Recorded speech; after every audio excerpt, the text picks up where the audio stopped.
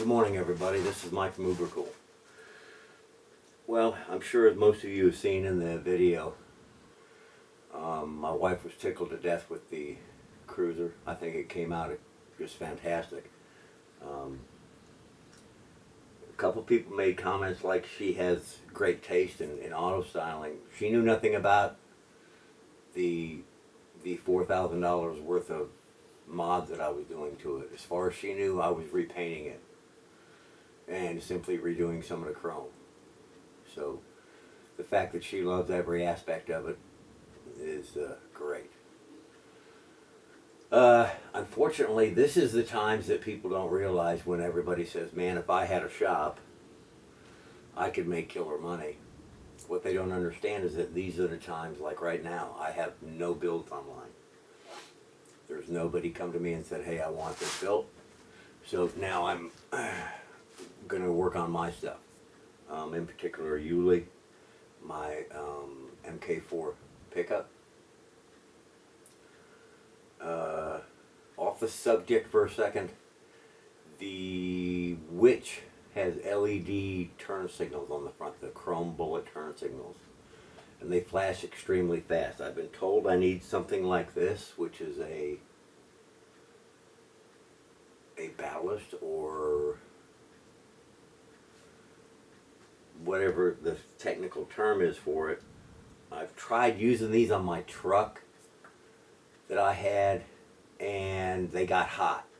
So if anybody has any input as to how you use these to slow those flashes down on LED applications, hit me up on Messenger and let me know.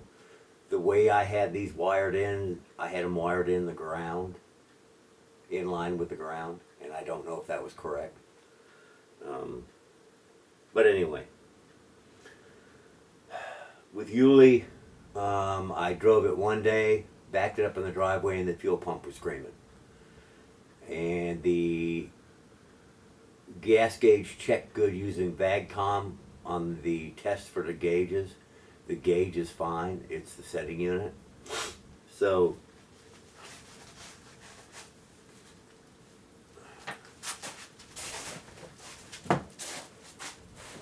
I'm a terrible scrounger, and the donor car, which we got most of the electronics out of this, I grabbed the fuel pump and sending unit assembly.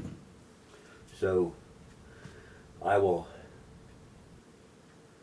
change the fuel pump out in it. I have finally located a set of Beetle seats, which everybody tells me in these converted Jettas, the stock Jetta sedan seats cut back on your legroom and headroom. That if you go with a Beetle seat, it gives you more legroom, more headroom. So, me being 6 foot, a good friend of mine told me that's what was in his, and he had all kinds of room. So, I'll swap those out.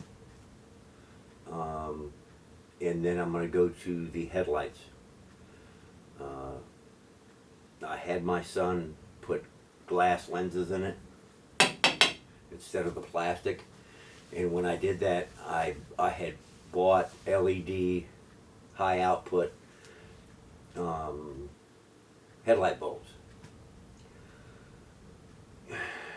Younger people always want to take it one step further, and he did some custom wiring in there, and he has an extra bulb in here where the fog normally went, so it lights up.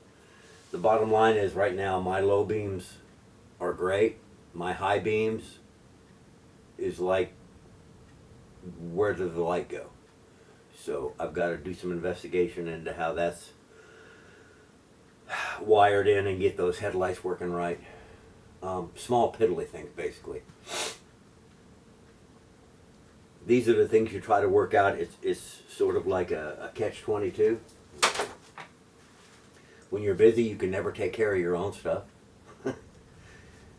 But when you're not busy, you're not making any money, and then you try to get the repairs done on your stuff. So that's what's up next. We are trying to get a program that will let us take the videos I shoot when I send them to my editor, and take that other little clip you saw there called intro reveal. That's something that my editor designed totally for this garage, and it's going to change with each build, but it'll be the lead in to every video. And we can't get it, we don't have the right program evidently, or we haven't found the right program that lets you take the base video, take the intro video, and splice it in the front of it. I know I need 1 minute 2 seconds of wasted runtime to be able to fit that in, so it's not like we're trying to lengthen the video. And if any of you out there have done dealings with this, please contact myself or Steve, my editor. You'll see his name all over the Facebook account. And let us know if you have any experience and how we can go about doing that. When I finish this up, I've got a couple of touch-ups to do on the Witch. I've got to install those ballast or resistors, number one, to slow the turn signals down. I have to aim the headlights because they look like Clarence the Cross-Eyed Lion. They're all cockeyed. So I've got to get them lined up. Some small stuff. Then I'm going to bring the first Red Beetle in. And that's the one that's going to get the same headlight treatment as the PT did. Instead of those flat, flush, ugly headlights that they put on Beetles, it's going to get a set of regular air-cooled Beetle buckets. And we're going to extend the hood down into the bumper line itself, a total of, I think, 12 inches.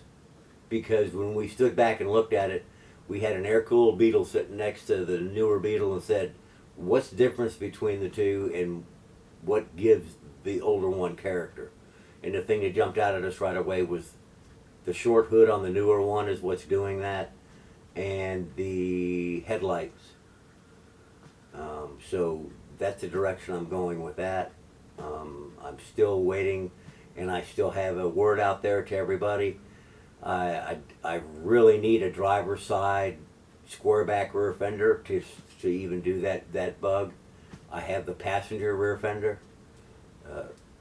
So it'll be a pickup with a modified front end as well, is what we've got online. So I'm going to do those.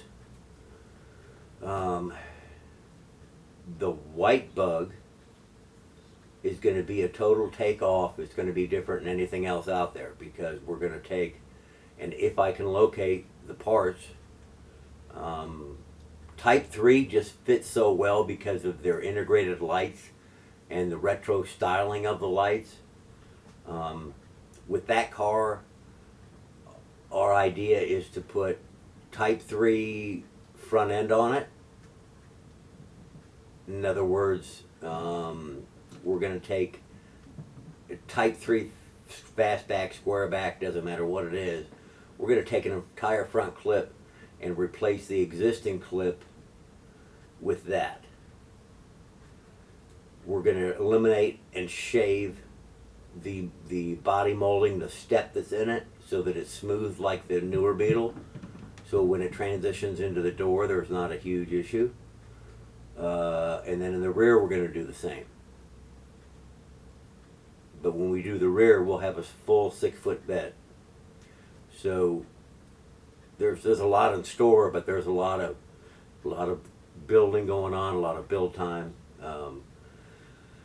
My neighbor is coming over, and he has volunteered his services to start shooting some of this live video of how we're cutting and how we're putting bracing in and how we're doing our math. As I said in the beginning, Steve and I are both are the same way. We put something in our head and we never really sit down and draw out a plan. We work it out as we're actually working on the car. With that white Beetle, we do know we need to widen that front end. Standard Type 3 total width outside of fender to outside of fender is like, I want to say 51 and some change, and with the Beetle, with the fenders that are added onto the side, is like at almost 70 something. So we have like, I think we have to put a 7-inch, we have to widen the front end 7 inches, which is going to be a huge undertaking. So it'll be wild. I think it's gonna look awesome. It's gonna be drop dead awesome. I'm having a problem finding donor cars, so as I said in the beginning, they both may not be 12 valve VR6s because of the Volkswagen build, and its curve goes up and down, and right now it's on an upswing, and everybody wants a 12 valve motor.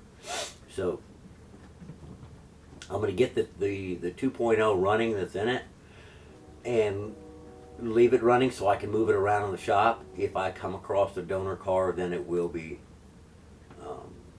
swapped out. I build these cars not to fill my backyard up with custom cars that I never drive. This pickup here, Uli, and the Witch will stay here. All of the other cars will all be for sale. Chances are what I'll do is when I get them in their final K2 stage, I'll do an in-depth build on where they're at and what all is involved in it, and I will let the interested buyer pick the color. I think that's the smartest way to go. I'm going to do both of those Beetles, and when I sell the 2 Beetles and pick up this other vehicle that I've wanted for a while, then the PT that I'm driving will not receive the full treatment like the Witch did in the front end. It's going to receive some upgrades, but it will be a PT Cruiser pickup that is usable. In other words, it'll have a full, I think it's 5 foot 11 inch bed is how it works out when I took a tape measure out there. It'll have an active tailgate that actually works. So I got a lot of ambition and a lot of ideas, and sort of coasting along here with no money to do it as. But if you have any ideas on how to help with me with the resistors for the LEDs, and Steve, my editor, we can insert this new intro into all of our build videos, please contact us. Don't forget to subscribe and like us on Facebook. This is Mike from Ubercool, out.